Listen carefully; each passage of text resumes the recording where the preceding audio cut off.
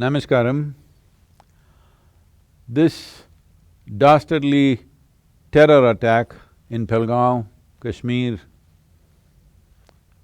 spells a new chapter in terms of what we need to do about protecting innocent people and the general security of the nation itself. The purpose of terrorism is not war, but to cripple a society with fear. Their aim is to spread panic among people, divide the society, derail the economic growth of the nation, create strife, violence and lawlessness at every level. In other words, reduce the country into a failed state. Of all the kinds of violence that happens in the world, religiously motivated terrorism is the most dangerous. You can speak reason to a man who is fighting for anything else, but when a man believes he's fighting for his God, there is no reasoning with him. When people are fighting for money, property, wealth or something else, it is possible to negotiate with them because they are life-oriented. But those who think they are fighting for their God are only eager to die and take all of us with them. After more than 1,000 years of external invasions, foreign occupation and extreme poverty, this nation is now on the threshold of economic well-being.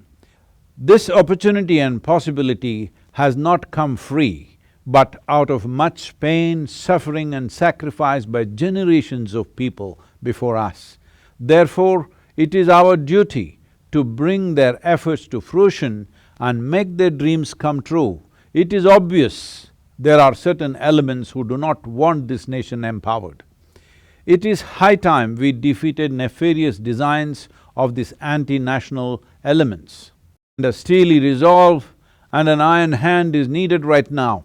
There are those who are not committed to the idea of nationhood, and they cannot be dealt with softly. If we want to preserve and nurture the sovereignty of this nation, these elements who are willing to kill indiscriminately and also die in the process, whose beliefs are not concurrent with the fundamentals of the nation-state, should be dealt with an iron hand and a steely, long-term resolve. Someone who carries a gun or bomb with the intention of shooting and killing anyone on the street, innocent people, women, children, simply needs to be dealt with decisively. If we want to exist here as a nation, we have to learn the fundamentals of how to maintain the sovereignty of this country. It is important that anybody who threatens normal functioning of society and the nation must be put down. The long-term solutions are different, but this fighting for God has to be put down absolutely. It does not matter which section of society it comes from. These terrorists are not always political pawns or tools in somebody else's hands.